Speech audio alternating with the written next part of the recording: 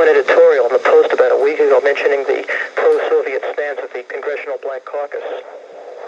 I didn't see that editorial in particular, but I'm well aware of what they were saying because they're not the only organ that has pointed that out. They mentioned that Ron Dellums and John Conyers and Perrin Mitchell have never condemned the Soviet Union once, and neither, of course, has Jesse Jackson. I think there were two people from there who were the only people in Congress to vote against the resolution condemning the Soviets for shooting down the Korean jetliner. Well, Ron Dellums, of course, is so pro-Soviet, it's incredible, and so is John Conyers. Well, Conyers was quoted as saying that the Soviet shooting down of the airliner was a hair-trigger response, and it was provoked by America's aggressive military. Yeah, well, that's typical of Conyers. But, Bob, the question I want to ask is this. I can understand certain black spokesmen like Jesse Jackson identifying with certain supposedly third world peoples like the PLO and the Sandinista. Why should he identify with third world? He's an American. He lives in America.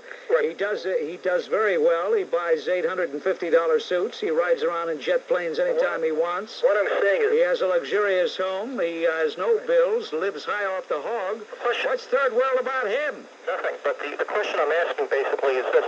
Well, you know, why are this Congressional Black Caucus, why are these people, why do they have such a pro-Soviet stance? I mean, the Soviets are white, well, what's the point? Well, the point is that they're Marxists. That's what the point is. But I think... I listen to a particular radio station every now and then. You know, you always should know what the enemy is plotting, what they're doing.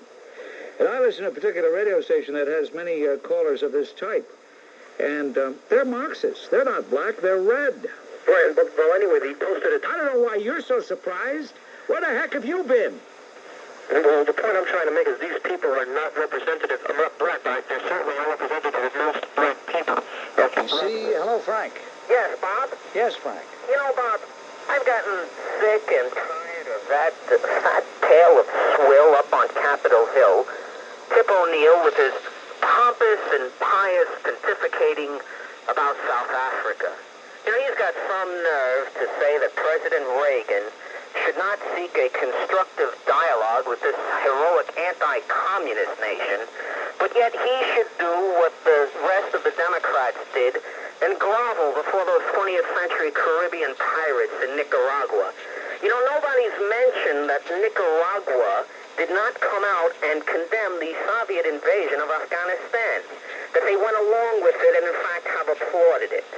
You know, there are those who say that there's going to be a Dunkirk-like evacuation at Kapstadt, which we in the West call Cape Town, and that the tide of Marxist-Leninist jungle barbarity and savagery that has overtaken the rest of the Dark Continent is inexorably going to inundate South Africa. I believe that nothing could be further from the truth, because that is a nation whose historical roots go back 50 years longer than our pilgrim forefathers. Think about those who say that they've been here 400 years. Well, the Afrikaner has been in South Africa 400 years. They fought magnificently, as their history shows, for their race, their blood, and their fatherland.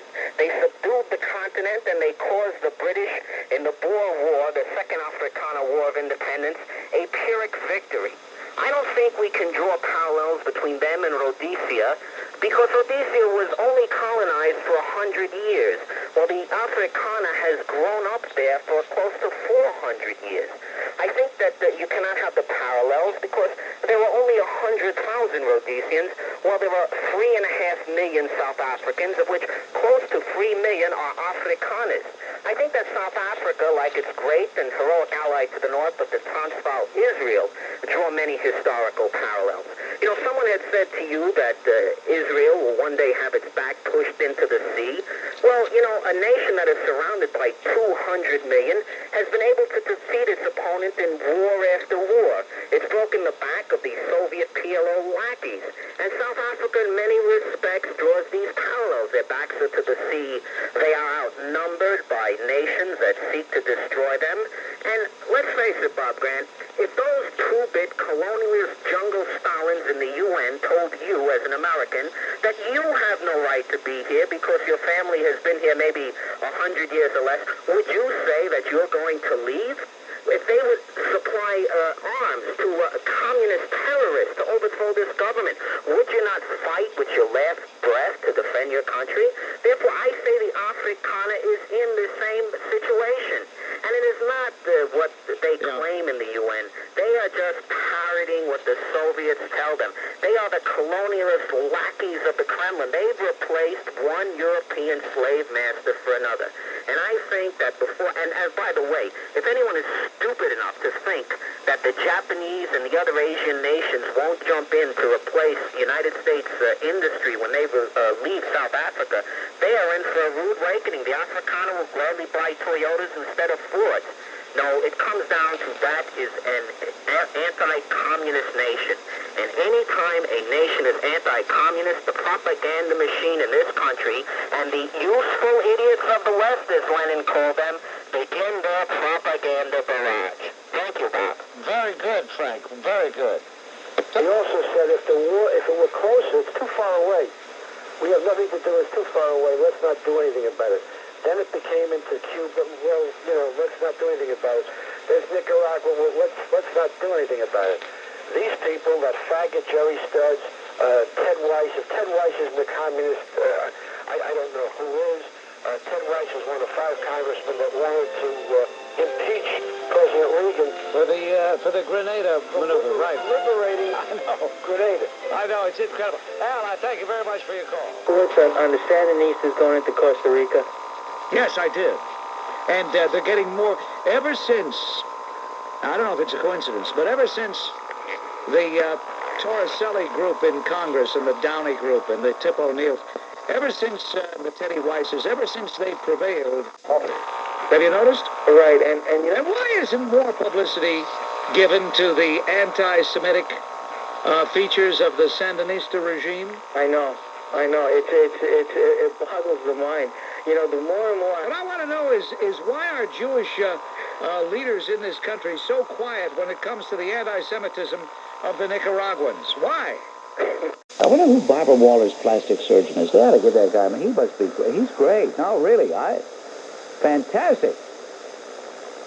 Doesn't even look like her anymore. You could commit the perfect crime. Go to her doctor and have him do his number and walk out. Nobody would recognize you. Anyway, let's get back to the more profound facets of life and say, Billy, you're on 77 WABC. Hello, Bobby. Billy!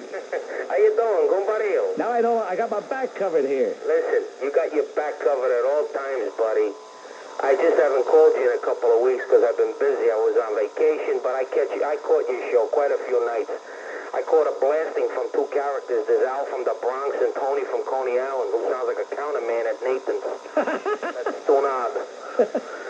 Until then, this is Bob Grant, reminding you your influence counts. Use it. Get Gaddafi. In a future program, I want to warn you about the incredible shrinking paycheck coming soon. The fact that, I don't know if Claude Pepper's listening, but Senator, he used to be, Congressman Pepper, you keep running around saying, don't temper with Social Security. Well, fellow Americans, I want to warn you that by 1990, millions of wage earners and salaried employees will be paying as much as 40% more in payroll taxes than they are now because of the increasing big bite that Social Security and Medicare taxes will be taking out of your paychecks over the next 5 years. If that isn't tampering, I don't know what is. Well, because, first of all, how did these savages get on the plane with all the hardware? They couldn't hide it. Well, they got on because the Athenian airport stinks, that's why. Mm-hmm. And the Greeks, the Papandreou government, they have no chutzpah at all. They got no courage, no guts. Mm-hmm. They folded like cheap cameras. Did you notice? Saying is when the Marines were killed, they should have made it. We know who's behind it. How'd you like the fact that this phony Nabih Berri said this is not Grenada. Oh, well, forget it. Did you notice that? Yeah, but Tip O'Neill... We can make it a Grenada if we want to. Tip O'Neill was against Grenada. Yeah. I mean, that bum Schlesinger said, my God, our going into Grenada was like the Japanese attacking Pearl Harbor. I mean, so I'm talking about... Yeah, well, Schlesinger is, let's not even discuss him. Well, what I'm saying is that the president, after we lost the 259 men or whatever the number was, we should have made it quite clear. By the way, if we think you're going to do anything, if you touch another American, we're going to do A, B, C, D ahead of time. But you see, there's an old saying, it's tried and true, it's hackneyed, but it's powerful. Actions do speak louder than words. Yeah, well, So instead of all the hot air, what about some action? Now, what is the Nimitz going to do? nothing. That's right, just steam back and forth. Big deal, it's steaming out in the Mediterranean. Big deal. Been done. The Israeli intelligence knew exactly where those people were in the Sheaf Mountains. Even the French made some effort. We did absolutely nothing. And they should have gone on there and knocked them right out. And in fact, it goes back to the fact that they would let Israel win the war in 1982 when they were... You have that big fraud, Papandreou. He folded very quickly, didn't he? Papandreou's a joke. Come on, that man is absolutely ridiculous. Yeah, he's a footstool for Gorbachev. Stop sending planes in. Stop sending anything. Stop giving them money. Yeah. There was an article in today's New York Times, I believe, of the countries that voted against us. Israel votes with us 90% of the time. You vote against us, you get no money. They're looking for our money. You don't get any money. Really do anything to retaliate against the taking of our embassy. And I ask anybody, I defy anybody to tell me what action we took after we got the 444 back. Did we do anything? Of course not. Did we bomb Tehran? Of course not. We did nothing. Did we send this Delta group in to murder Khomeini? Of course not. But we should have. And you believe you me, we would have won the respect of the world. Of course, the New York Times wouldn't have liked it. And the liberal skunks in this country wouldn't have liked it. But the American people would have liked it. Or after the game, your influence counts. Use it. Get Khomeini. Well, and the advisors that we have in El Salvador, if they think they're not in a war situation, well, they're crazy. Yes. And they're not allowed to carry weapons. They're not allowed, if they do have them, they're not allowed to load their weapons. Here we had 4 fine Marines. They were in civilian clothes sitting in a sidewalk cafe. And all of a sudden, they were all quite dead, riddled with bullets by leftist skunks. Again and again and again. Meanwhile, in the Kremlin, Gorbachev and the rest of his fellow international gangsters are laughing their heads off. Oh, sure. Of course, nobody ever does this to a Soviet citizen, do they? Of the UN against bandit states harboring bandits. And for this vote, and every nation should go on record. Whoever harbors bandits automatically gets expelled from the UN. Well, then we would be able to have the UN meet in the proverbial telephone booth. Let me finish my presentation. If the... Oh, a presentation? I thought this was a phone call. I thought we were talking, Walter. All right, let me finish. When you make an inane statement, I got to respond, Walter. What is it with crises like this? Does it bring out the most addle-brained? Respond to that. I did. I didn't hear it. Oh, okay, that's all right. Maybe somebody else did. Yes, continue, Walter. Thank you. So everybody's recorded. If there's a veto... Can you imagine this guy? He wants every nation that harbors bandits to be kicked out of the UN. If we start doing that, then the UN will be what I would like it to be, without anybody in it at all. Let me finish. If there's a veto, the United States invites... Is this what you told Congressman McGrath today when he met you in his office? Or you met him, or did he come to your office? I called him up at his office. And he talked to you, huh? Did you talk to him? I spoke to his secretary. You see, Walter, you're a bit pretentious as usual when you start saying, I talked to my Congressman McGrath today. A little heavy-handed there, Walter. Well, he's going to acknowledge it by letter. I'll send you a letter. That's all right. That's all right. I'll get rid of about a great percentage of Russian spies. That's true. It would serve a couple of purposes. That's true. And this ambassador from Iran, we'd get rid of him too, because we don't have diplomatic relations with Iran, as everybody obviously knows. But we do have the Iranian ambassador in our city, and when the wind is blowing, I can smell him. He's here because the UN is here. Just as Say something sensitive too, if I may. I'm a Gentile, but you've already said that. Why do you feel it necessary to point that out? all right. I live in a town. I grew up with the Jewish people. I've gone to school with them. I work with them. Okay, and if they really are the chosen people, and they really are, I really respect them as a race. They pay. Where are we going with this? Are we going to get away from what the subject is, the release of the hostages? The point. And the point. Or are we going to analyze the world's Jews since the year when? No, what I'm trying to say is I should think that they're smart enough to realize it, and I know they are, that... Well, suddenly you're talking about Americans in this country with a Jewish background. We've graduated from the government in Jerusalem to Jews in Scarsdale. Well, I'm talking about the country of Israel right now. Well, why don't you then? What are you talking about? The people that are so smart in Scarsdale that you work with and live with? All right, why aren't they smart enough to realize that the U.S. asking them to release these prisoners is counterproductive? And why has John repeated that question 5 times? John, you've just become a big bore. Well, that's absolutely our thanks for today and for this week. Until Monday, after the Yankee Oriole game, I'm reminding you, your influence counts. Use it. Get Nabih Berri. I have leaders who get up and say they will not get away with it. And they get away with it. And they get away with it. Then we have Peter Jennings making this asinine remark. He says, television is, and I quote, got to be very careful not to feed the public anger. What the heck is that about? What is that? Have the networks decided on the appropriate American mood and their responsibility for fine-tuning it? As a matter of fact, it's my opinion, Allyn, that Americans are not nearly angry enough about the savage beating and murder of the sailor who followed Major Nicholson to Arlington Cemetery. Remember Major Nicholson? Yes. Does anybody know the name of this sailor who was brutalized and murdered? Robert Stethem. In his name alone, we ought to take action. In his name alone.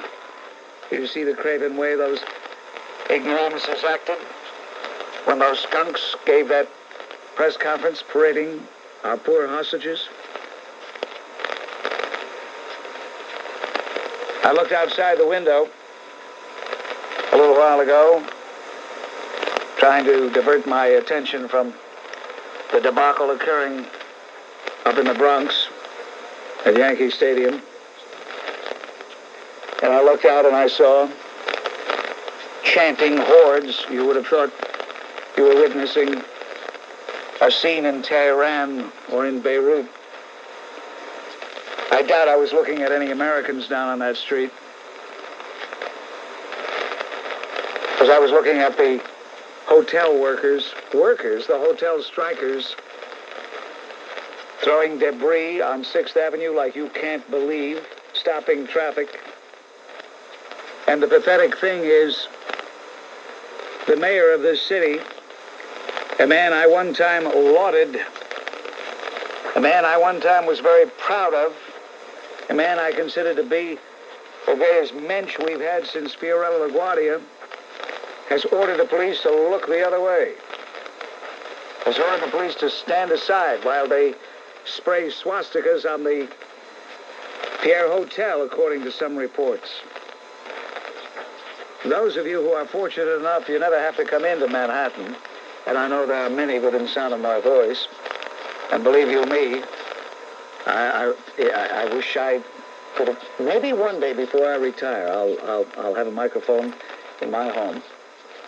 But those of you who don't have to come into this teeming pigsty, you're fortunate. But if you did come in, you would see the city filthier than ever because of what the strikers are doing. And the mayor tells the police, look the other way. Look the other way. You see, the introduction of this broadcast suggests that as American citizens, you not only have a right to hear, but you have a right to be heard. How does it make you feel, really, to know that fellow citizens are being deprived of that right? Deprived of that right, not because of any crime they committed, not because of any transgression they've performed, but because their passport says American citizen. How does it make you feel?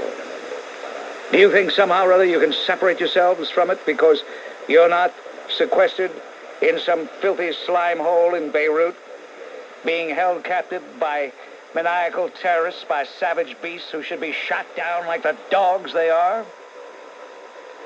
Does it disturb you? Or don't you care? Well, according to poll after poll, most Americans care and care deeply. And right now, I sense a feeling of unanimity in the land that I've not witnessed in a long time. And this is different, really, from the taking of the embassy in Tehran. Then, some well-meaning buffoons thought that wearing an armband with the words "unity is strength" would do the trick. I don't know what the heck that was supposed to mean. Because those same people, not all of them, but most of them, who were wearing the armband "unity is strength," were scared stiff to see their government take any kind of action. But most Americans want to see some action taken. And although I have to criticize His Honor for his temerity on the local scene in being intimidated by Vito Pita's union, those are those noisemakers, those slobs that are making the city a filthy place, who are on strike. What do they call them? The hotel-motel workers? Workers, my foot. That surly bunch is still outside, and who misses them? Who needs them? Anyway, I'm getting off the subject. His Honor was very clear in speaking out, saying that by all means the president should order action taken. Hello, Bob. Listen, I have a few things to say. Yeah, there will be a few things, Kenny, a few things. Okay. Number one, my brother was in Lebanon 2.5 weeks ago. He's in the Mites Marine. And by the way, he called me from Haifa, Athens, and Naples. And he says, is Bob still needle you? And still manicure? So, yeah, he does something. You mean to say your brother called you from Haifa? Naples. And Athens. And Athens. Spent all that money and asked you, does Bob Grant still needle you? Yeah, well, you can take a belief. I'm glad your brother has such an important itinerary. Okay, let's get on, because I ain't got much time. Can you imagine this guy? You know, at Kenny, it must run in the family. Go ahead. Okay. All right, there's supposed to be a gang of 4, or maybe a gang of 6. Libya, Syria, Nabih and Iran, Algiers, Greece, and I reported in Greece in the New York City Tribune. Says the Minister of the Interior, in charge of the foreigners, residents, United Terrorism report says the Minister of the Interior, I pronounce the name, John Kostadanios, the Soviet bloc is friendly with Soviet bloc's intelligence. You're beginning to make me nervous, Ken. Well, he's supposed to collaborate with them and took money from the Soviets there, and had only supposed to be Greeks working that terminal. There was Arabs working there. It's contrary to their law. Well, what does anybody expect from the Papandreou regime? Yeah. Months and months ago, I condemned Papandreou for the worm that he is. And a lot of people said, who's Papandreou? People don't know. Well, his interior minister is more radical than he is. Well, yeah, but who put him in the job? He put him in. Yeah, of course. Okay. Now, this is complicity to embarrass the United States and Israel, where Israel should lose their presence over there. By the way, they were having a peace accord with Berri when that was going on, and they got wind of it, and this was planned 2 months in advance. Right you are. Thank you, Kenny. Can you imagine Kenny's brother calling him from Haifa, Athens, and Naples, and can you imagine that phone call? We have a transatlantic call for Kenny from his brother. Yeah, this is Kenny. Go ahead, sir. Kenny, this is your brother. I'm calling from Haifa. Yeah, what is it? Hey, Kenny, I got a question to ask you. Yeah, what? This bomb grad still needle you. Next day. Kenny, you have a long-distance call from Athens, Greece. Yeah, this is Kenny. This is Kenny. Kenny, this is your brother. Yeah, what is it? Kenny, I want to ask you, does Bob Grant still needle you? I mean, I can't believe it. Oh, well, internationally famous. I want to go into the obvious stupidity of the media, such as asking a fellow with an automatic weapon pressed up against his head whether we should have a rescue operation. You know, the answer that he's going to give is obvious. But what does get me really is when they get a fellow like Jesse Jackson on there and ask his opinion as to how we should handle this crisis situation. Now, it's like asking Castro how we should go about our negotiations with the Soviets. This fellow Jackson, he says, sure, do what Berri says, move your fleet out of there. Well, I guess the reason they asked Jackson was they wanted an anti-American point of view. Since they were asking a lot of pro-Americans, they wanted to get the anti-American view. Yeah, for a change. Yeah, for a change. Anti-American view. If the day ever comes that he just stands tall for his country, and presumably this is his country, at least legally it is, he holds citizenship in this country. Yeah. If he ever defends this country, I'll probably die of a heart attack. So if he wants to get rid of me, all he has to do is defend this country, and I'll just go, I'll disappear. I'll disintegrate. Yeah.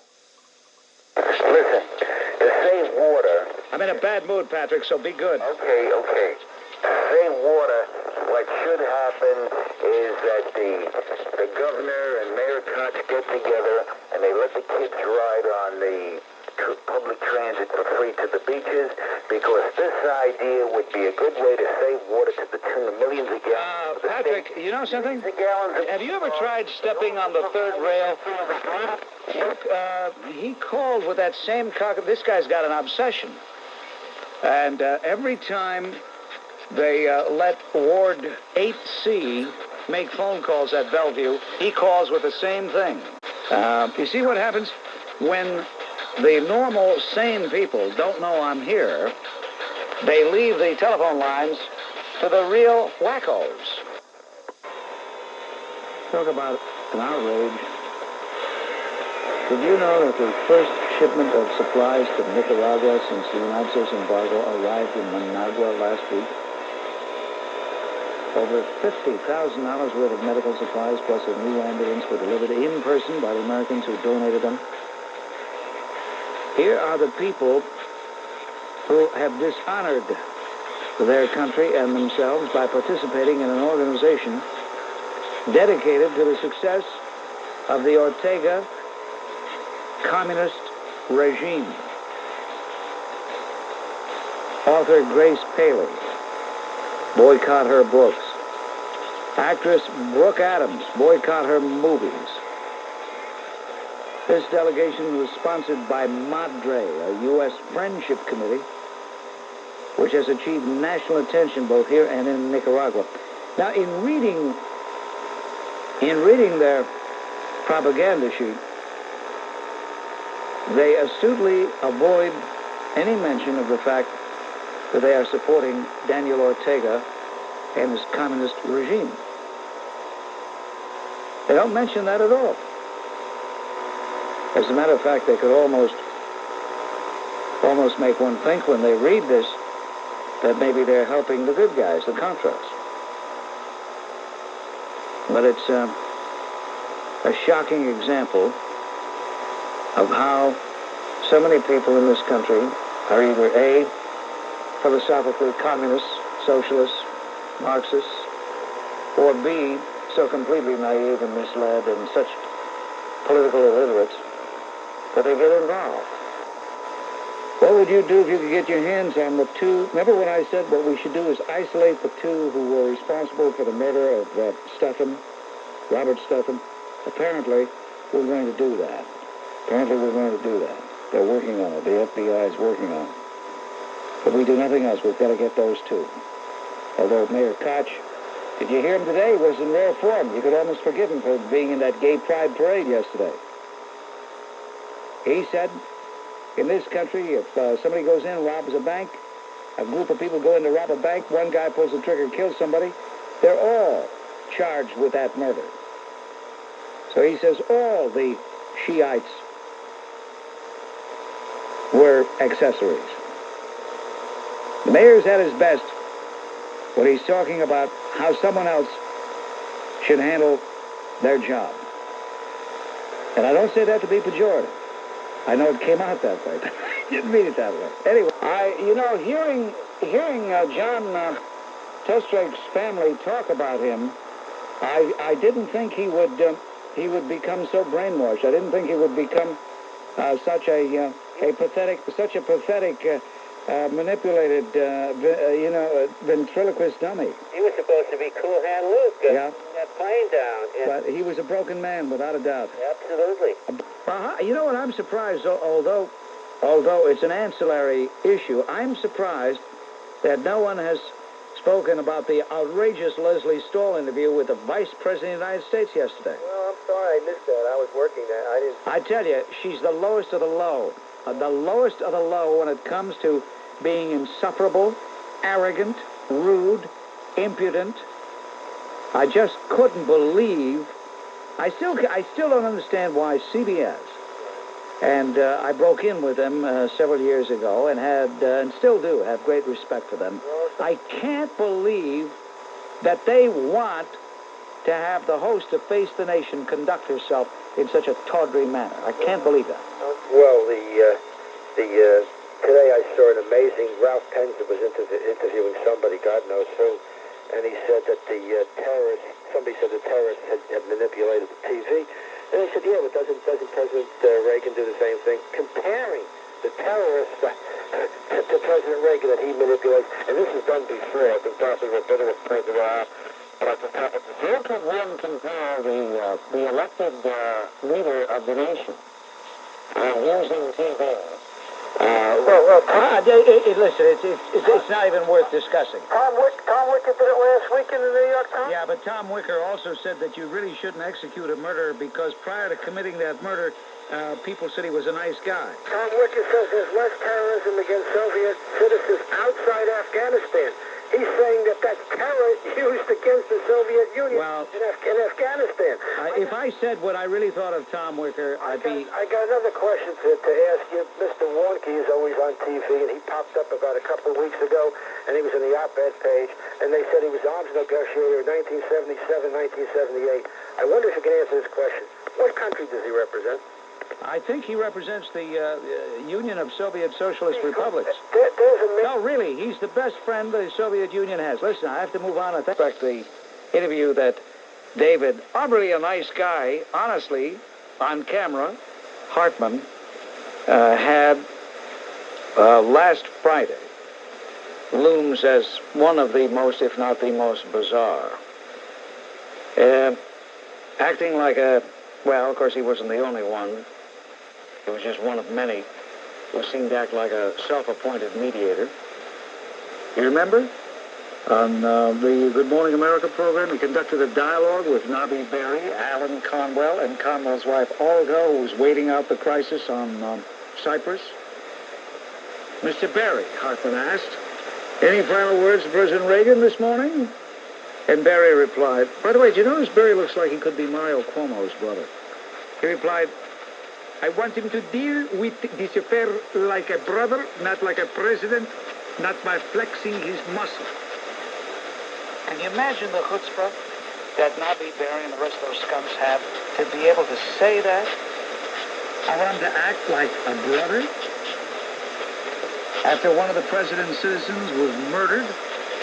After 143 of them were hijacked? After an American plane was... It's just... I don't know how much more of this I can stand. Anyway, getting back to the interview, David Hartman naturally wouldn't argue with Nabih Berri. After all, he was grateful that Nabih Berri was helping him goose his ratings up. And then it was Conwell's turn at the microphone. Good morning, David. Good morning, America, he said smoothly. Soon Hartman had the hostage and his wife talking fondly to each other, after which Olga Conwell received an assurance from Berri that I will take care of your husband. The family segment closed with Allyn Conwell exhorting the American people to stand up for the right of all prisoners to go home. And another telling interview. I think it was Father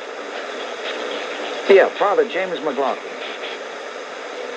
He said that the hostages were getting impatient with the lack of initiative, and he implied that Washington was too concerned about special interests outside of our nation, evidently a reference to Israel. And he said the president should ask Israel for the freedom of those 700 Lebanese detainees. A lot of bizarre dialogue. Well, you know, I'm glad that all the hostages are home, just like everyone else. But to be honest with you, although I feel sorry for him, I was sort of getting sick and tired of seeing Allyn Conwell. I don't know if you saw an interview of his with NBC yesterday, because not many people have mentioned this. He was giving an interview yesterday to someone on NBC. This was at about 12 o'clock in the afternoon. And among his comments, he said that the American people should not remove the yellow ribbons from their trees and homes until not only the American hostages are freed, but until Israel releases the Shiites. Did you hear that comment? Fortunately, I didn't, because if I did hear that, I probably would have retched so much that I would be in intensive care right now. Bob, I shut... To wear a yellow ribbon for those Shiite swine? Are you kidding? I shut the TV off right there, and I said, I can't take this anymore. I could not believe he said that. I just wanted to make you aware of that. I thought he had said that, speaking of the 7 Americans held in the Baycott Valley. No, he said we should keep them on until the prisoners from the elite are released.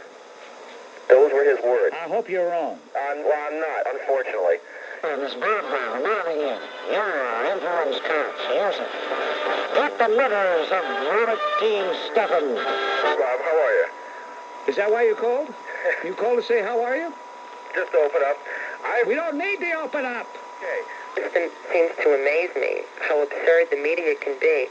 I read the newspaper. Every time Bernard Goetz made a statement, there was a full page on it in the newspapers. James Ranzor rapes and robs an 18-year-old girl, and there's only a small article on it in the Daily News. When the trial opens up, the defense will certainly be able to illustrate that to the jury, and I think that's going to be a mitigating factor because it'll illustrate the type of garbage that was on that train, the type of low-life, mutant, marauding predator that confronted Mr. Goetz. Torres committed a heinous crime, a crime for which he should be executed, but we can't do that because Mario Cuomo feels that it's just not right to do that. It's okay to take somebody on a rooftop, rape her, and knife her, but for heaven's sake, don't execute the guy who did that. That's why it just seems so ridiculous that his lawyer is still using the prejudice law. Well, I'll tell you, there are lawyers who are so craven. I'm not saying this particular lawyer is guilty of this, but there are lawyers who are so craven for a victory because they can say, hey, I'm the guy that got Joe Schmo off, so I must be a real terrific criminal lawyer, that even though they know that they're defending a predator, a beast, a quasi-humanoid, even though they know that, they want to get the guy off.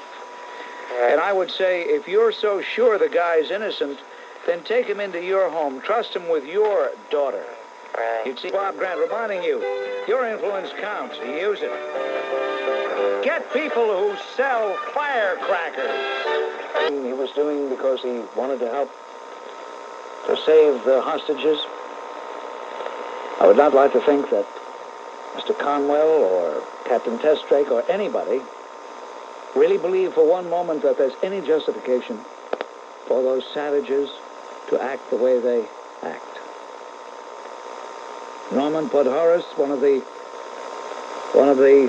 keenest minds on the American scene today, one of the most brilliant, one of the most astute, observers of the geopolitical scene in the world, points out that during the Vietnam War, the late Senator George Aiken once proposed that we declare a victory and get out. He says that, in effect, is how we have extricated ourselves from the TWA hostage crisis. Now that the hostages are free, the 735 mostly Shiite detainees held by the Israelis will in short order also be released. This link between, and he puts that word in quotes, between the two releases is, of course, exactly what the terrorists sought all along, not primarily to liberate the detainees, whose return home was actually retarded by the hijacking, but to humiliate the United States and to arouse American public opinion against Israel. A brilliant piece, but what else would you expect from Norman Podhoretz?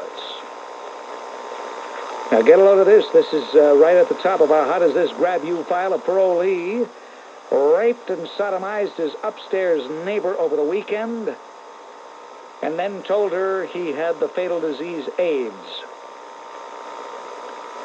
The parole board had granted early release to suspect John Shigatsky, formerly of Queens, 45 years of age.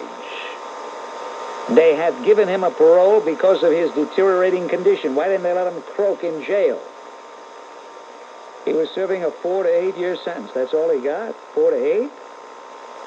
For a violent crime?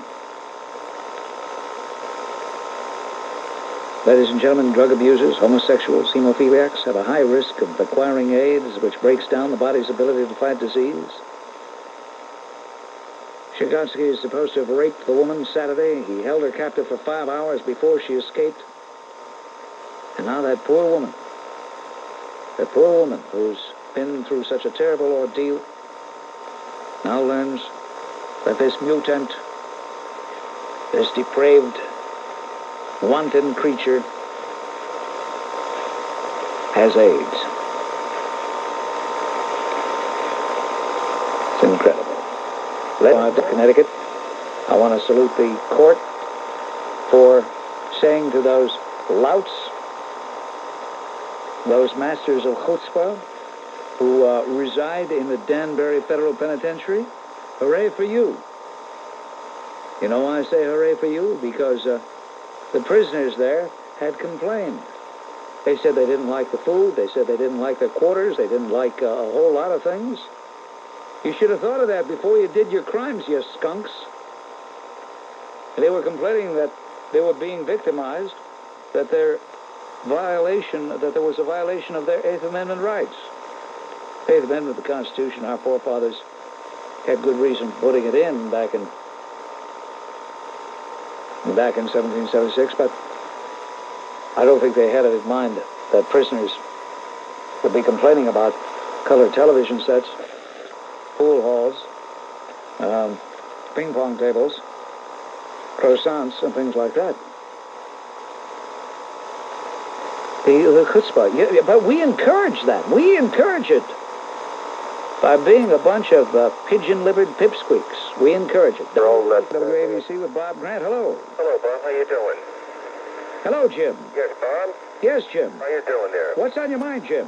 Bob, you were speaking before about the large deficit that the company has, and one thing that really oikles me is that we can consistently continue to send $3 billion worth of our hard-earned tax dollars to one nation year after year after year. At least it's $3 billion to Israel this year, and I'm wondering how much it's going to be next year and the year after that down the road.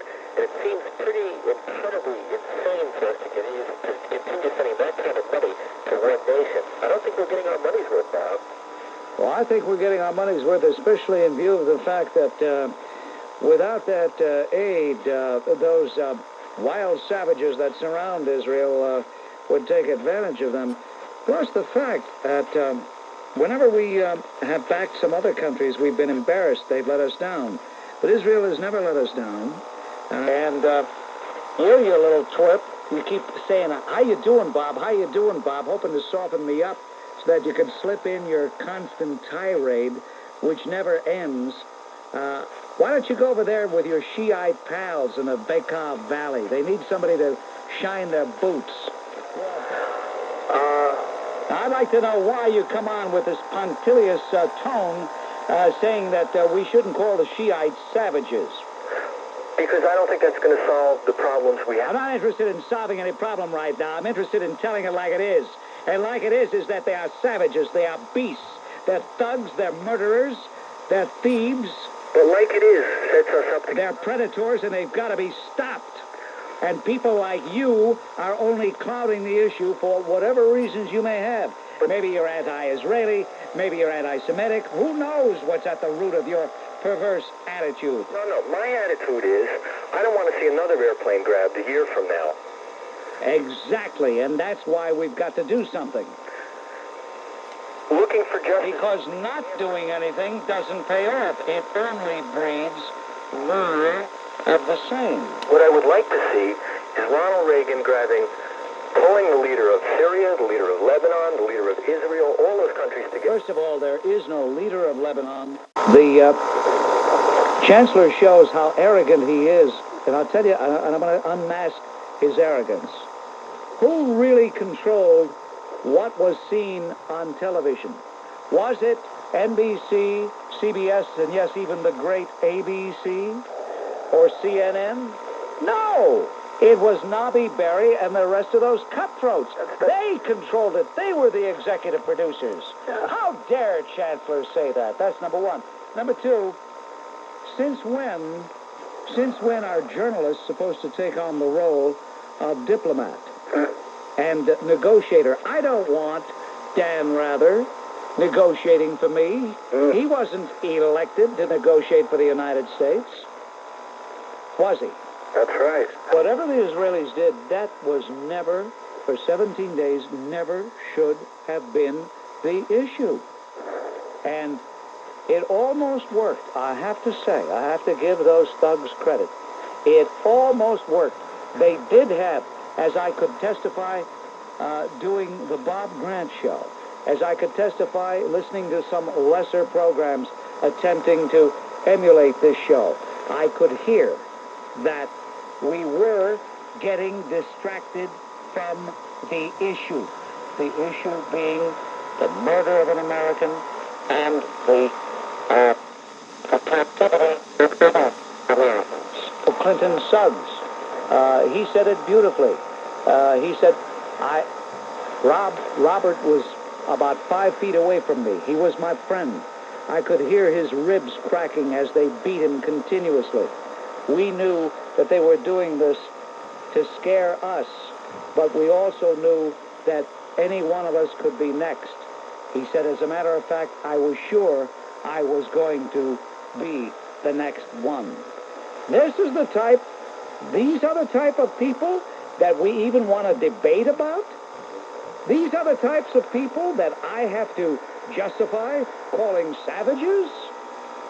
I can't believe, Eddie, that a couple of louts in our WABC audience on this program actually called trying to make a case for the Shiites. I can't believe it. WABC, talk radio time, 28 minutes now past 11 o'clock. I'm mad. One quick thing. I hear the music in the background. What would you think about a Subway series between the Mets and the Yankees? Would you like that? Or? I couldn't care less. Yep. I got my own life to worry about than worry about 25 guys, whether they win or lose. Who cares? The Charlie Rose show last night, much against my... How did he ever get on television? Really, I should contact him and ask him who he's related to. Is it Paley himself? He's probably related to Greg Jackson, but anyway. Well, there is a Quinella. Yeah, that's a Quinella, all right. I mean, The Goldust twins. Maybe they're on some kind of program, help the handicap program. Who knows? But anyway, he almost got his socks blown off last night by Peter Hill, who I think is a fantastic individual. What a mensch. What a mensch. A few things that he mentioned. The press hasn't put him on today because he did knock the press, the TV media. He spoke about the first interview when he doesn't mention this fellow by name Conwell. He just mentioned when our leader said that this goes for every one of us, blah, blah, blah, right down to a man. He went up to Conwell after that, he said last night, and he said, look, you don't represent me anymore. Don't say you represent this entire crew because you don't. And then he got very animated. He said, I sat there how he was sucked in, and I think he was acting in the better interest of us as a group. But I couldn't believe that when he walked into Damascus, he had a Koran under one arm, he had the prayer bead on the other, and I walked up to him and I said, I'm quoting Mr. Hill. He says, "Jesus Christ, are you going to walk into the White House with that thing under your arm? I mean, this is unbelievable." On the same note, what's going to happen if the CIA catches these fascist, racist murderers and brings them to the States, puts them on trial? All they have to do is hire William Kunstler. And then he'll summon Jesse Jackson as a character witness. So what good would it be? Well, that's true. I'm sure Jackson would figure out some way that we really shouldn't condemn those murderers. Because, and I'll tell you the criteria. The criteria is that the victim was an American. And I think that Jesse Jackson could best serve this society if he would offer his services to a fast food chain as a grill man instead of interfering in foreign affairs. Now, speaking of the 7 left in Lebanon, the State Department could demand evidence that they are still alive, but I doubt they want to know that they are dead because they don't want military retaliation or they can't have it. I think it was part of the deal, as evidenced by the administration brainwashing game plan, which seems to be in place and working. What is this talk of 2 hijackers singled out as the murderers by Mr. Schultz? And it follows that the sheep now talk of the 2. We are a nation steeped in law. In our law, all conspirators are just as guilty as the ones who pulled the trigger. They're all accessories to the fact, all guilty. I reject the notion that 2 are the criminals. That's a clever but transparent attempt by Mr. Schultz to get his boss off the hook by not retaliating against the entire group involved. And I think it's apparent that the Reagan administration let events lead them instead of shaping the events in this crisis. Now, these events were predetermined by the conspirators. They were planned. Our State Department, in accepting help from Assad and from his master Gorbachev, was in fact a total and complete capitulation on the part of Ronald Reagan because he now is in their debt. Well, I don't agree with that, David. As a matter of fact, the vast majority of the public gives the president very high marks for it. I spoke about the sheep, the American people. But as far as Schultz is concerned, he's talking about the 2 that Clinton Suggs had pointed out were responsible for the direct murder of Robert Stethem. Or Stethem. Now, what about all the other conspirators? No, I agree. You're absolutely right. But there must be a quid pro quo involved here. Whatever the exchange will be, it bodes ill for the United States because Ronald Reagan bought his way out of this crisis. He paid the blackmail for domestic political popularity, and like anyone who plays blackmail, he has to continue to pay and pay and pay and pay. Now, when he failed to act on Iran, it predicted his paralysis to act after the Marines were killed, and that predicted his being suckered into this latest plot and taking the bait. But look, tomorrow we're going to celebrate its independence. People will light firecrackers, will make a lot of noise. People will get drunk. And those among us who have any IQ at all will realize that we lost our independence when a young American was tortured, he was murdered, and our leader says he saw Rambo, and we'll know what to do next time. Oh, yeah. And lastly, I want to say something. Now, the disgrace, the total disgrace of a captain of an American commercial aircraft and a stewardess allowing passengers to be separated in a Nazi style and cooperating in that. Now, well, what could they have done? Well, he could have done what the captain of a foreign aircraft, a French aircraft, did at Entebbe. This man was willing to give up his life. These people, they're the same as the captain and crew of an American commercial ship. Now, they should have forfeited their life. Well, I could understand you talking about the stewardess in supplying the name she thought was Jewish, but John Testrake, I don't believe, did that. No, of course I'm talking about this German bitch, but I'm also talking about a yellow cowardice captain who have now become heroes. Well, what did he do to deserve you calling him yellow cowardice? What did he do? What did he do? He came back holding Muslim prayer beads and a Koran parading around. Testrake did that? Pardon me? I don't think that was Testrake. That was the captain, right? That's who it was. That's what the people were calling about tonight was saying. No, they were complaining about Allyn Conwell doing that. No, that was Testrake that was carrying around the Koran and the prayer beads in his hand. He was the one that was doing it. And he's still saying that he understands their position when he let a passenger be murdered and tortured, and this guy... Now, wait a minute. You're being unfair here. You say he let a passenger. He had no choice. He had no choice. You're getting carried away. You're foaming at the mouth, for heaven's sake. Talk Radio 77 WABC, Talk Radio Time is, guys like Peter, or no, that was David. Guys like David are very interesting. You let them go on, and they get drunk with power. Did you notice the more he heard his own words, the more wild he got? So full of hate. And everybody's yellow except him. That pipsqueak, that little weasel. I'd like to see him on Flight 847. I'd like to see him. Could you imagine what the back of his pants would look like when he got up? Brought yet another scene startling in its power to mesmerize. The appearance on a particular program of former hostage Peter Hill.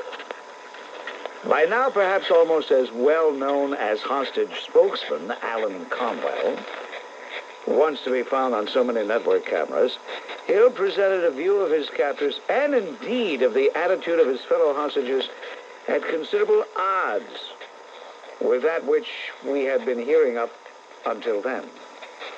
Surely no one who had listened to the benign camaraderie and the easy flow of mutual tributes between hostages and captors transmitted to us in the endless press conferences and banquets could have supposed that there existed in the center of all this so immense a rage as that whose echo we were to hear now from the mouth of the witness.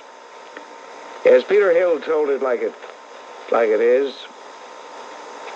But you know, the Chutzpah Award should be given to those skunks over there in the Middle East who, for example, the Syrians warning the president to take your hands off Lebanon.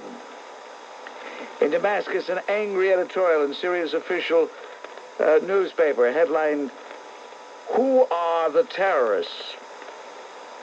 It accused the United States and Israel of using terrorism against Lebanon. And the editorial warned Reagan, take your hands off Lebanon. And how about Lebanese President Amin Gemayel meeting with top government officials to discuss changes at the airport and saying that the Lebanese are going to protest the United States boycott of the airport. I mean, it's like some truck runs you over, and then the driver gets out and screams at you saying that you had no business getting hit by a truck. Black and white. In my idea of justice, I do believe that Allyn Conwell, that magnificent, excuse me, understated man who gave his presence to us for all those interviews with the hostages, is going to get off the hook. But the fact of the matter is that where is black and white? Where are the international laws? I mean, we have set up the United States.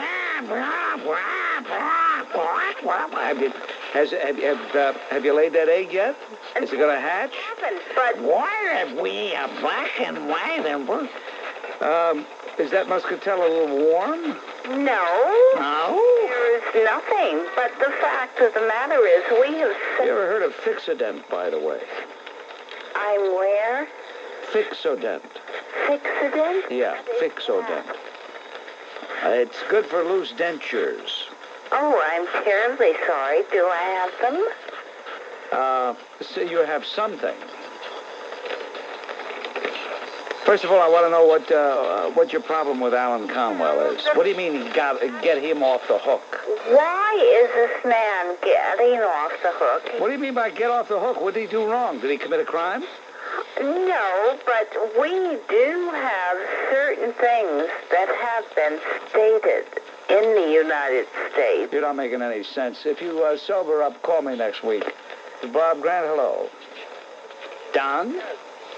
Is Don there? It's Don. Yes, Don. Hello. How are you? Don, I'm waiting to hear what you have to say. Yeah, this is Don. I was wondering what you think about the ominous silence of, Hello? Don? Hello? Yes, Bob. Don, what's your problem? Stand down here. We got some bad connections. Okay, I got you now.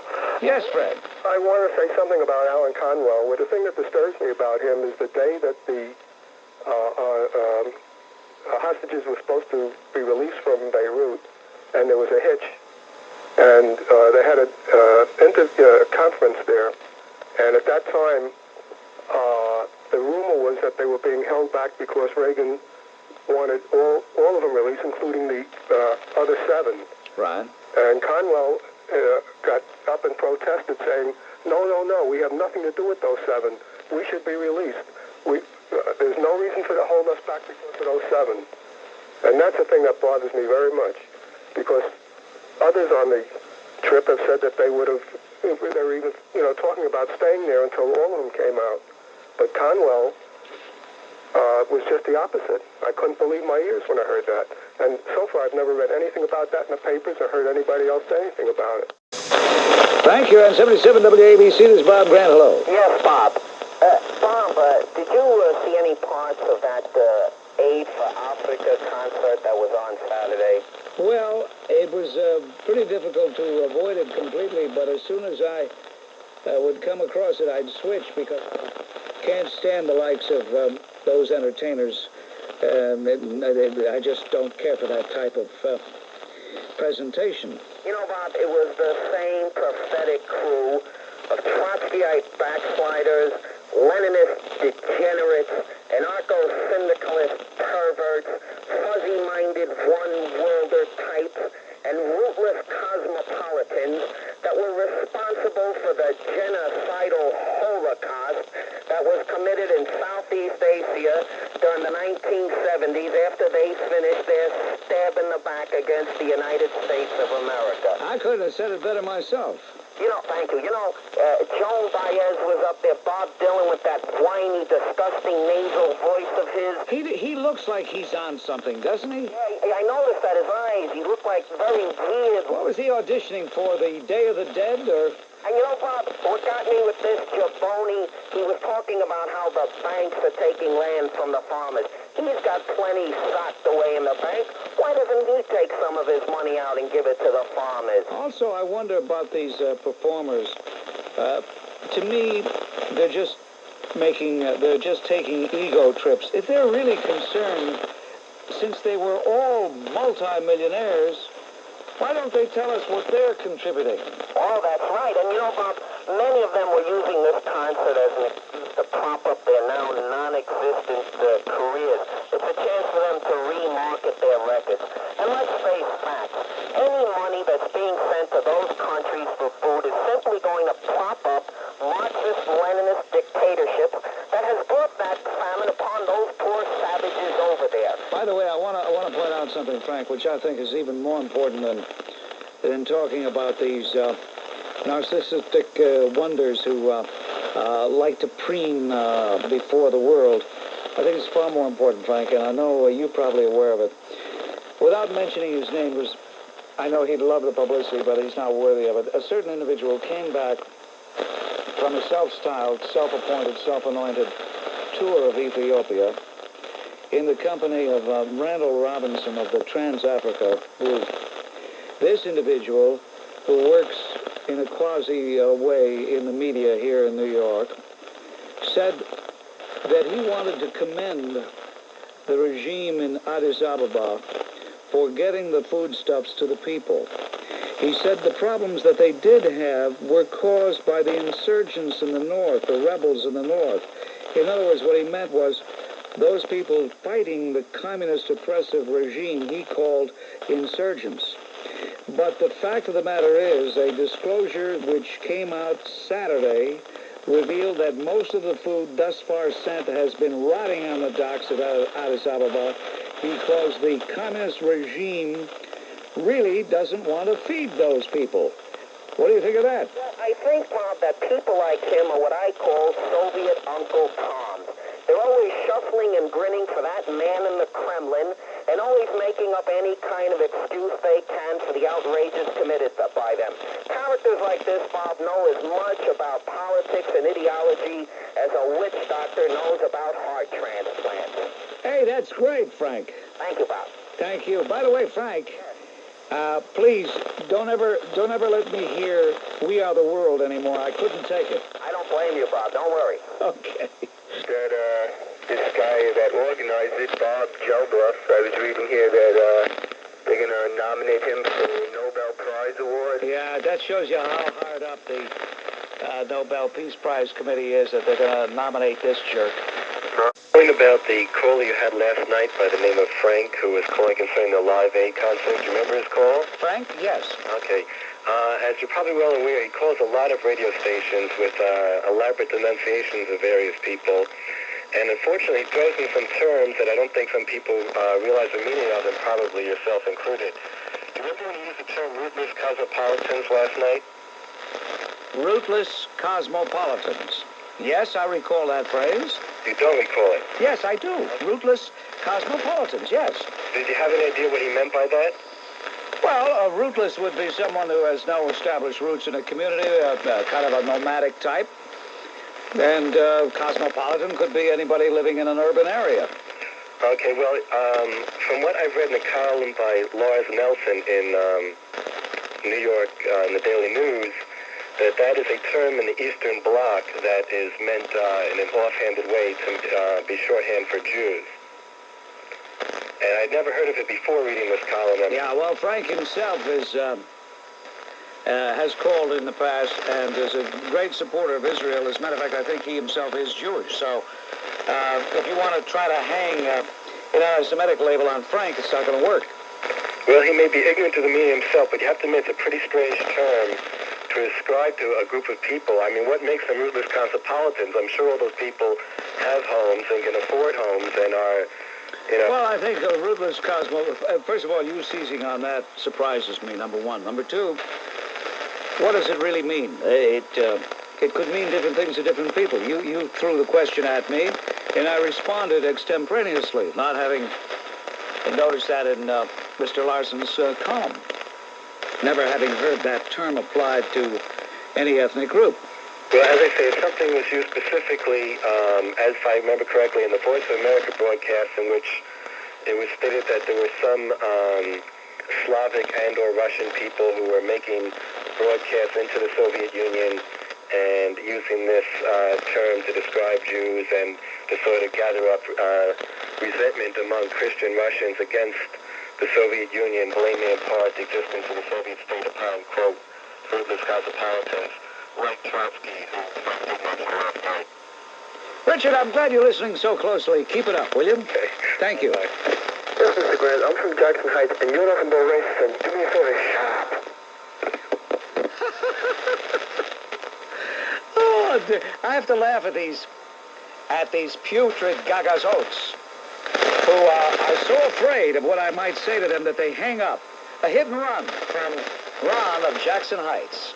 Ron, if you're listening, I'm sure by this time you went back to your radio.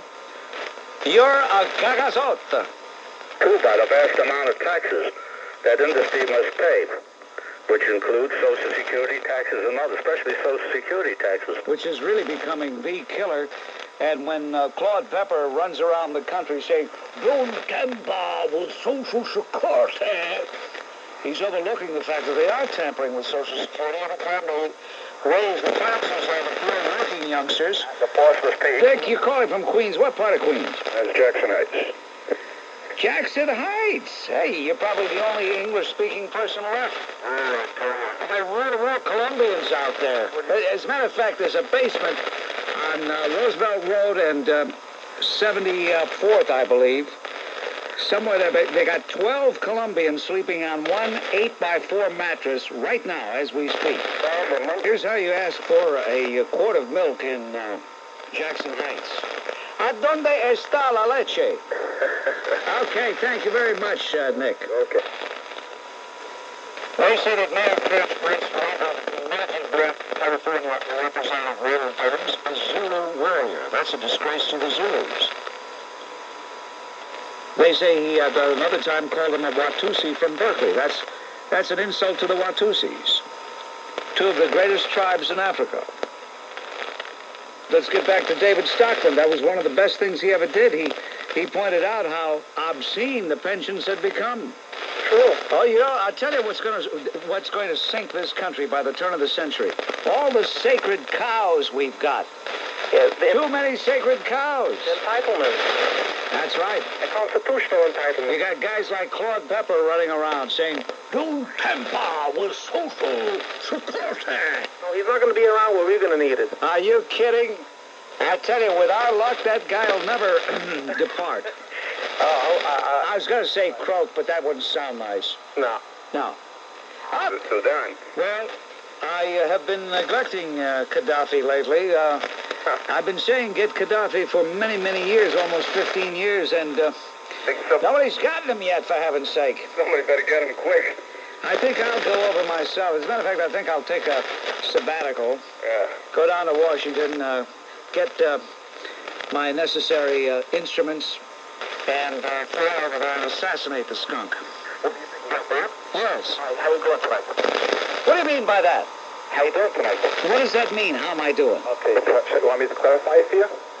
I'm trying to be friendly, trying to get you after the rest. In other words, you just want to waste time I'm getting right to the point. Getting right to the point. by preening my feathers a little bit, huh? Getting right to the point. I mean, I hear other programs. I don't want to mention any names, and it sounds so dumb. Call after call. How are you, Hart? Okay. Fine, thanks. How are you? Fine, thanks. Could I talk to David? Yes, you could talk to David. David? Yes. I mean, for crying out loud, just ask the question. Okay. No fault. Okay, huh? How do you do? You're on Talk Radio 77? Excuse me, Prague is the capital of Czechoslovakia, not Moscow. But I know what you implied when you said that. So I kind of... No, wait a minute. You're intelligent enough to know exactly what I meant when I said Moscow. I know that. Because the orders come from Moscow. Moscow tells Prague what they should do with Czechoslovakia. Well, the Russians, they liberated Czechoslovakia from Nazis and their collaborators. Yeah, that's right. They liberated it, right. Hungary? Liberated? Well, Doesn't it call that liberation? To exchange one master for another? That's liberation? no, you're not calling equating the Nazi Germany and the Soviet Union. I certainly am. Oh, come on. You're not equating the Russian people as terrorists. I'm not talking about the people at all. I'm talking about the regime. The regime is as oppressive. You mean they're killing little babies and putting them in the ovens and... How long have you been in this country? Oh, gosh. Well, my grandfather came here in 1920. No, I asked you how long you've been in this country. You. Well, if I tell you I was born here, then I left, and then I came back, and then I left, and so forth, and so on. I see. Why are you here now? Well, I'm here now today in Montana, I might be somewhere else. I see. Well, as soon as you go, drop me a postcard, will you? North and criticize the Greek government, the way they conduct the business. Are you of Greek background, Phil? Yes, I am. Oh, no wonder. No wonder you're annoyed with me. You don't like the fact that I called Papandreou a jerk, right? You call not only a jerk, You call him a socialist? He is a socialist. Equal to, He is a socialist. yes, equal to communist. Socialist and communist are two different things. And he pussyfoots around Moscow. He's given aid and comfort to Moscow. He's denounced this country.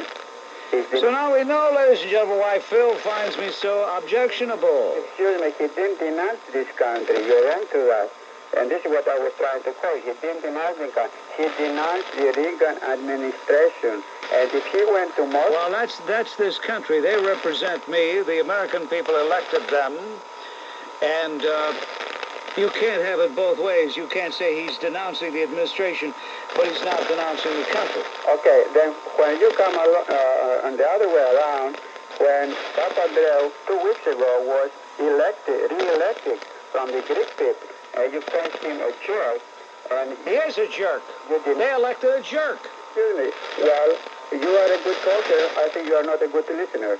So you should... Oh, I've heard what you've said, Phil, and I'm responding to what you've said. Yeah, apparently, you determine a good listener is one who agrees suddenly with what you've said. No, I think you are the one. I didn't finish what I'm going to say. That's why you cut me off. Too bad I can't say ime parolee evcharistimenos pomelo mesas, because it hasn't been. Oh, the same thing with me. Uh-huh. The same thing with me. I won't say evcharisto to you. Well... Hey, Phil, sas parakalo, call again, will you? Greek, okay? I'm a Greek American. I was born here.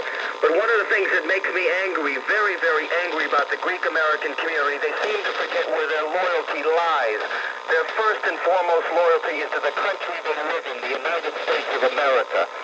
And one of the sad things about the Greek community today, the way I see it, is they seem to have a failure to want to wash their dirty laundry. And part of that dirty laundry is Andreas Papandreou.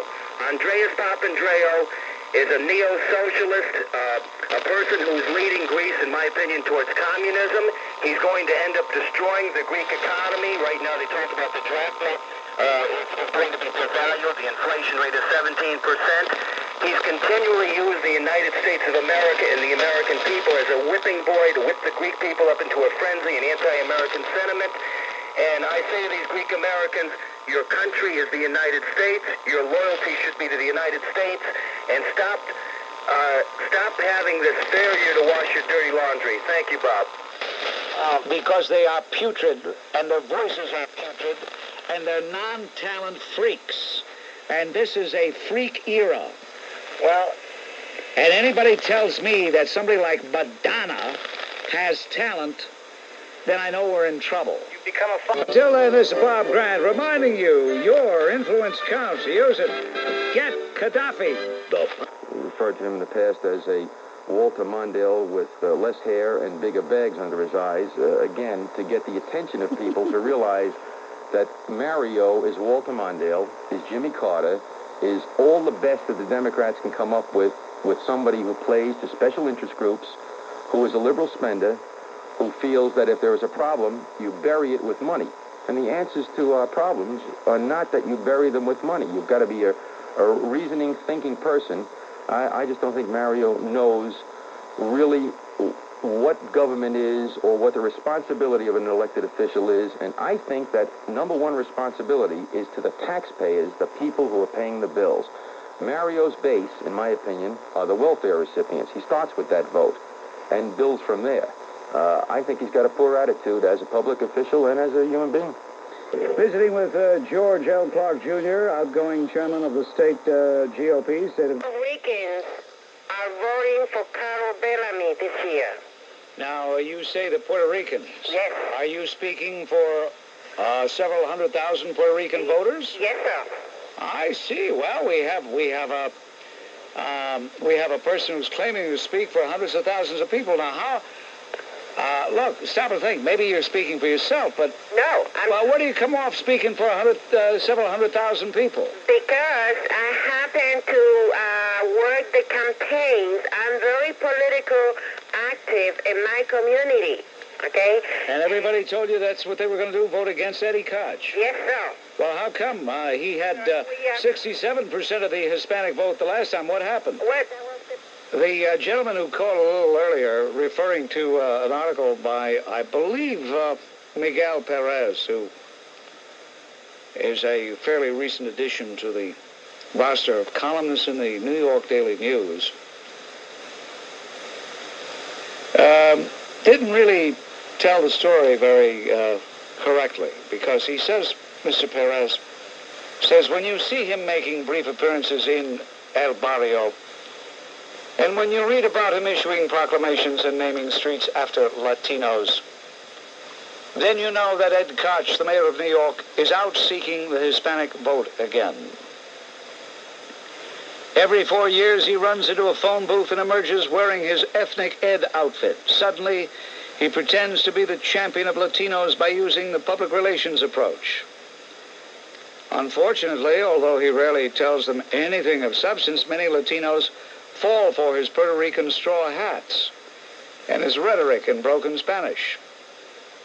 And after he gets their vote, ethnic Ed will not think of them again for 4 years. This year, however, a Hispanic political organization has challenged the mayor to take a stand on an issue that could turn out to be much more controversial than the naming of streets in the barrios. The request requires not a run-of-the-mill proclamation, but an executive order similar to the one the mayor issued when he became the champion of gay rights, to defend the human rights of illegal aliens. Now, how does that grab you, my friend? This guy Perez is worried about the rights of illegal aliens. Why should a bunch of sneaks who've entered this country illegally have any rights anyway? I don't understand. But apparently Perez goes to sleep every night dreaming of waking up and finding himself surrounded by 100 million Latinos, as he calls them. He'll quell. And then he'll elbow his way to the front of the line. There's an organization called LUPA for short, Latinos United for Political Action.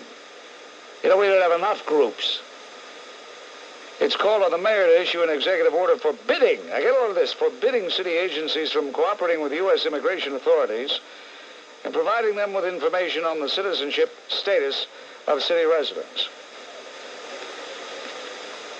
This guy, Miguel Perez, whoever the heck he is, you know, there's a song, I Left My Heart in San Francisco. I don't know where this guy's heart is, but it certainly isn't in the United States of America. He wants the mayor to interfere with the government, the federal government, doing its job. Now, you may think this is shocking, but I want to call to your attention that the mayor of another city, Harold Washington of Chicago, has already done this. He's already made the announcement to assure that all residents of the city of Chicago, regardless of nationality or citizenship, shall have fair and equal access to municipal benefits, opportunities, and services. That's a fancy way of saying, even if you just snuck in this country illegally, you can get on welfare. You can get food stamps. You can get everything you can from the tax-paying schlub, that poor schnook who's paying his taxes. Now, you see, most people look the other way. They don't want to take this on because immediately they're smeared as racist, bigot, whatever. Well, if being concerned with the future of my country, with being outraged over the roster of leeches growing, if being concerned because the taxpayer is expected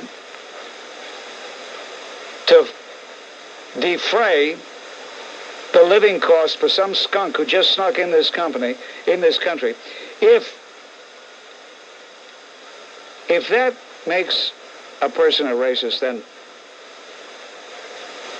Let me introduce myself. You know, I'm so sick and tired of people trying to put those of us who are concerned, and rightfully so, those of us who have the law on our side, putting us on the defensive. Who the heck is Miguel Perez to order the mayor to break the law? Simpson Mazzoli passed the Senate but didn't pass the House. Don't you understand how it works? What's the main reason it won't pass? I mean, if people like us... The main reason it won't? Pressure, that's... Is you've got too many people like Tip O'Neill, that's why. And, hey, what was that fella's name from the 10th District of New Jersey? Peter Rodino. Well, Tape of it. I wasn't able, of course, to see the broadcast. Yeah. And I couldn't help but think, how do we allow individuals like Jesse Jackson to slither around the country saying what a great guy Fidel Castro is? How do we allow that? I mean, how... Wait, this is Bob Grant, in case you're wondering. You just may be somebody who didn't move quickly enough after listening to the ball game and that post-game program. And you want me to add to it the final score 5-3? How many times did you hear the final score 5-3? We were counting, and 34 times since the game ended, we heard the final score: Royals 5, Yankees 3. Now we made it 35 times. Yankees 3, Royals 5. 36 times. Anyway, the final score. I tell you, take the money, Grant. Don't argue. Relax. Take it easy. They want to pay you. It's all right. Nice, comfortable chair here. Contour chair provided especially for me here. Dancing girls coming in and out. Libation. Snacks. All kinds of things right here. And the reason I'm here is to tell you that tomorrow night, we're actually going to have a Bob Grant program. I want to thank you for refreshing my memory on Monday night about why I stopped reading the New York Post. All this hype about Madonna, Bianca Jagger, all those other untalented people are just beyond my comprehension. I wonder if anyone could tell me if they're doing anything newsworthy and why the Post is called a newspaper. Should it be called a comic book? No, I think it is a newspaper. It has some virtues. It has editorial policies that I think are very sound. It has some columnists who are excellent. Newspaper. However, in the tradition of the British tabloid newspapers, I guess they want to appeal to the most banal. I guess the feeling is that most people are banal and lead very empty lives, and therefore want to get some thrills vicariously. And therefore they must think that our lives are so empty, so bereft of any meaning, that we're really interested in Madonna getting an apartment. What annoys me is the constant repetition, the prominence given, and the fact that they had this headline the other day, "Desperate Madonna seeks apartment." I didn't know she was one of the city's 30-some-odd thousand homeless. You at one time interviewed me, and I sent you many letters, etc. And at this time, wait a minute. Are you the guy that came up to me at that temple in yes, River Edge? New Jersey, yes, sir. Look, life is too short to waste my time with people who belong in Pilgrim State, Bellevue. Look, Norman, you're a very sick individual. If it's done as I say, then it doesn't matter what I am. If what I say is true, then you have the evidence. You know, that's the pathetic thing about you, Norman. I sent you that you believe this is true. And by the way, will you stop sending me your garbage? On the 11th, the score was 726. Never happened in the... Here's a guy, ladies and gentlemen, whose mother must have been frightened by a number. The score is 7-11. Number 11, home run by Winfield on the 11th. Norman, I don't want to know from all of this. I want to know how this pays off. In the fourth inning, they score 8 runs, riding Echord.